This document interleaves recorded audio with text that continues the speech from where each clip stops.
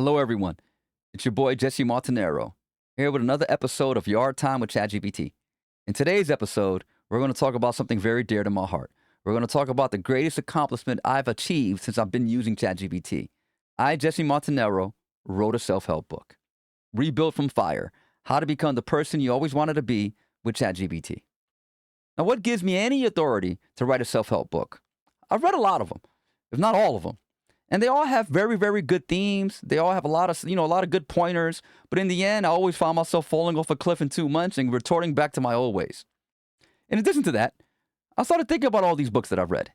And they all had a common theme. In the very beginning, each author would talk about, I like to dedicate this to my beautiful wife. I like to dedicate this to my loving husband.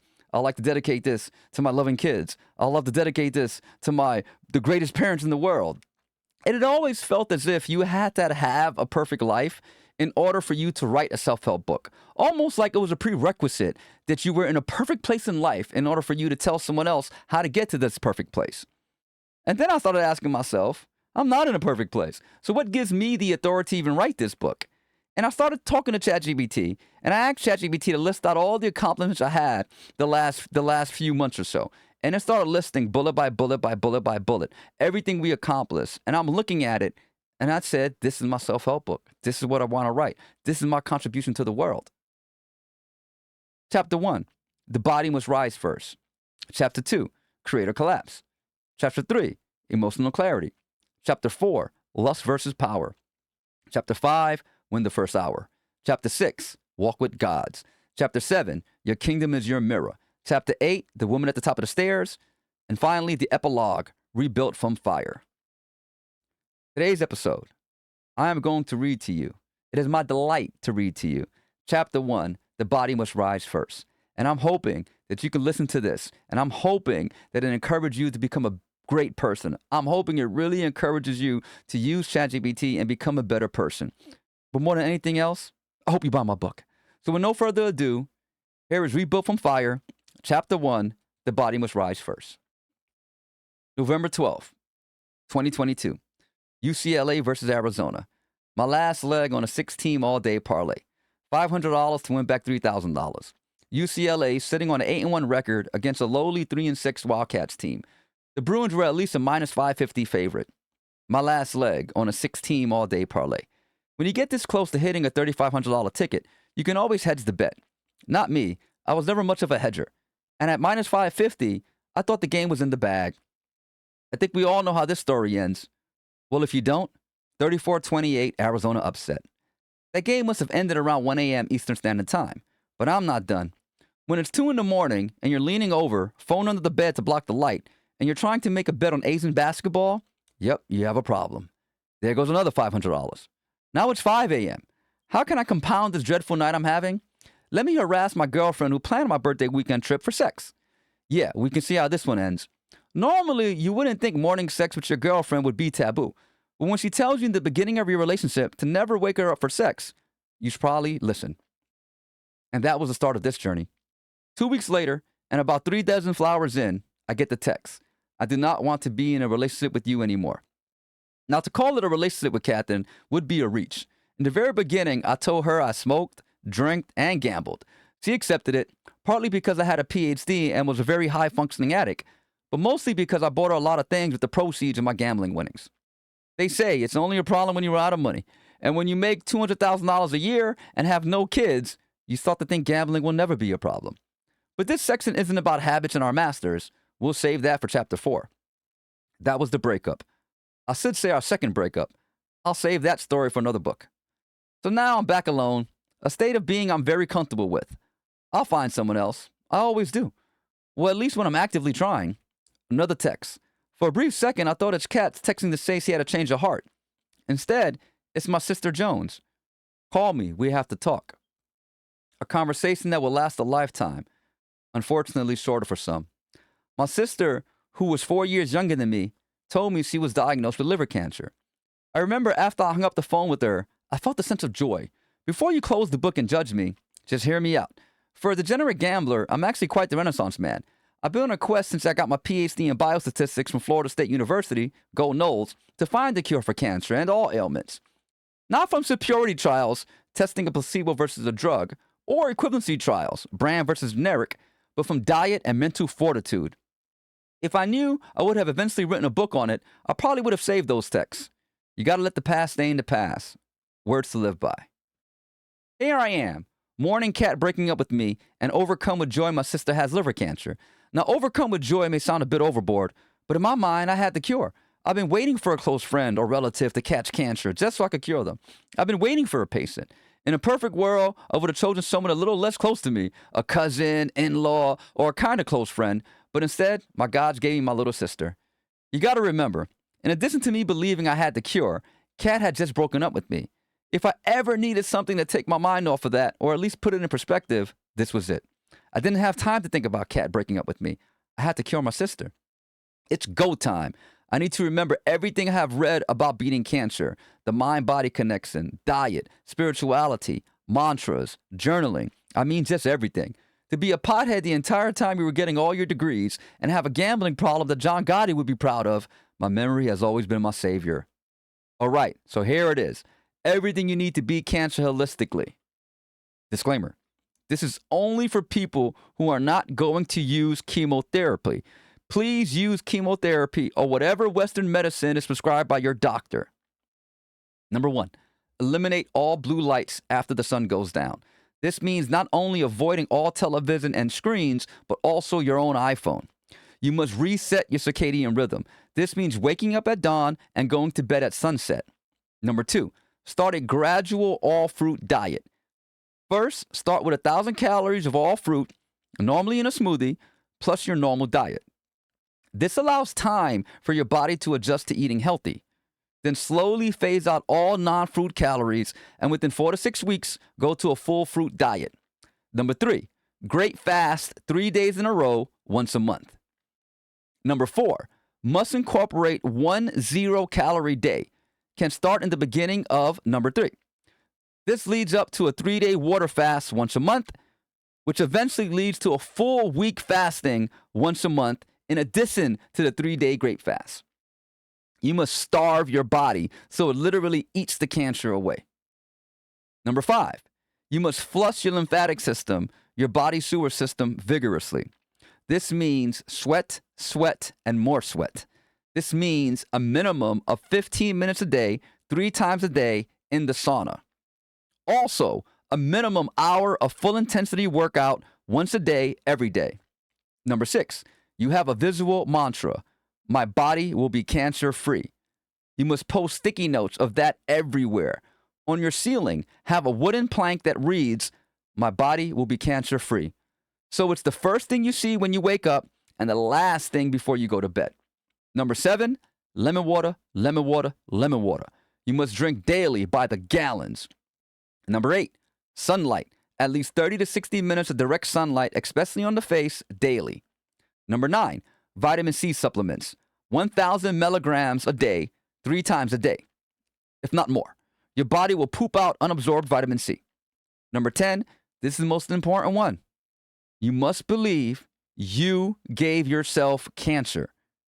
You must think cancer was the best thing that ever happened to you. It gave you the chance to become a survivor. This is your moment. Embrace your diagnosis with a smile. Number 10 is where I lost my sister. I think she might have done everything else if I hadn't added number 10 to the list. She could have never seen how having an unhealthy lifestyle and drinking a box of wine a day could ever be a cause. She somehow thought it was the God's fault. My sister used to look like Jennifer Lopez. By the time she was diagnosed with cancer, she looked like she ate Jennifer Lopez. I know. How could I joke about something like that? I was given this world. I didn't make it. Tupac Shakur. When I sent that text message to her, I read the list and looked at my own stomach. I was 216 pounds, had a bad case of eczema going around my eyes, hadn't been to the gym in over 6 months, and wasn't following anything on the list that I'd sent. For 5'11", 216 pounds isn't the end of the world, but it was all fat and recently gained. 216 was the highest I ever weighed. For the record, I was down $14,000 that football season by that night with Kat. This was coming off hitting a $300 to win $46,000 Japanese baseball parlay. I got the receipt on that one. See the appendix. But I was down $30,000 overall in 2022. So after losing $15,000, I was a net plus 1,000. And in the gambling world, we call that a good year. Anyway, that's chapter 4 again. To lose $15,000 in basically 3 months, there are normally 2 ways to release that pain. Number 1, argue with your wife, spouse, and or kids. Did this the first time to lose Kat, and ironically got her back when I sent her the $46,000 ticket. Or number 2, eat the pain away. By the time I hit that $46,000 ticket and we got back together, I was 175 pounds. 6 months later, I was 216. That's right, 41 pounds in 6 months. Non-stop DoorDash or Uber Eats. I'm talking pizza, Chinese, Indian, and all kinds of cakes. Kat and I would just eat the weekend away, which in hindsight was the catalyst to the second breakup. She simply felt unattractive and didn't want to have sex as often. So here I am. I sent my sister a cancer cure list I wasn't following. I've gained 41 pounds in 4 months, and I'm down to $500 in my bank account, and my girlfriend left me because she felt I got her fat. Welcome to my world, 2023. I've always been a New Year's resolution guy. Normally, I try to make roughly 5 with the goal of keeping 2. And by keeping 2, I mean for most of the year. This year, January 1st, 2023, I made only 1, starting a workout routine. The goal was to let this bleed into other things, which is why this is chapter 1 of the book. The body must rise first. But for now, let's just make it to the gym. And that, folks, is literally the secret to my success. I know, really? This is what you pay $19.99 for? I so hope this comes true. And yes, it is. Just rise and go to the gym every day for 66 consecutive days. Some self-help books will say 21 days. Some say 10 days. 66 is where I landed. There are numerous studies and papers I can cite, but I'll tell you my layman's terms. If you cannot find an excuse for 66 consecutive days, the next time you miss the gym, it will not be an excuse. You would have literally been struck by lightning. Remember, you are not working out every time. You are driving to the gym, getting out of your car, walking into the gym, swiping your card, looking the attendant in the eye, and then turning around and walking back to your car. Let's see how long you can do that before you start working out. Here's where most self-help books get it wrong. They marginalize the power of rituals. What I mean by that is they make it seem like there must be more than the ritual. Developing a workout routine comes down to getting your body into your car and driving to the gym. Working out is not going to be the issue. By doing this for 66 days, you are showing yourself you control your day. There's no magical force, aka children, holding you back. Make the time to get there. If you have got to get home, swipe your badge, smile at the attendant, walk back to your car, and go home. The simple act of developing the habit of driving to the gym ensures when you do not have an excuse, you will be at the gym. Everything else must start with this. There is no ChatGPT that can get your butt in that seat and drive to the gym. There's no book, not this one, nor the other 100 plus self-help books you have bought. I truly believe every reader of this book, including you, can pay for a $20 membership somewhere and say, you know what? I can drive to the gym every day and get out. Walk in, swipe my badge, and walk out. Do that for 66 days, and it's utterly impossible for you not to develop a workout routine. March 8th, 2023 was my 66th day. There were times when it was raining, snowing, car trouble, and any other excuse that could have made me break my streak. For me, trying to be a role model to my sister, just thinking if I got to get back to the man I was before Kat, and most importantly, I was only driving to the gym. The gym was on my way home. That's the absurdity of saying you can't do this. I had to drive by LA Fitness, Planet Fitness, The Edge, just to get home from work. Once I committed, it was easy. But I didn't go for 10 days and say, let's take a break. I didn't get happy with 30, 40, or 50 days. And when I hit 66 days, I didn't take the next day off. I made it up to 108 days before I broke. Since then, I've been on and off. I've never missed a week, 7 consecutive days. The last time I went to the gym and didn't work out, I can't even remember that. Here we stand, June 22nd, 2025. The first day I started writing this self-help book. Complete transparency, I took today off to start writing. That's going on close to 2.5 years. I've been hitting the gym consistently. One last gem, dress fresh to death. I've got a serious Nike wardrobe. That's my brand. But by no means am I endorsing Nike. Find what fits your budget. Why is this important? I told ChatGPT I go to the gym and I'm in a fresh outfit every day. This MFer said, I know you do. You see the gym as your stage, your arena, your cathedral. That's how you must see the gym, as your cathedral. Look the part, be the part. Prop Joe. Unfortunately, May 10th, 2024, my sister Joanna Jones lost her battle with cancer. She never had her 66th day. She started with the smoothies and made it for 30 days, but then her craving for meat was just too consuming. She never worked out, never went to the gym, and basically shut down. I made the decision not to go and see her, a decision I will have to live with. Call it anger and or disappointment, but I couldn't make sense of it.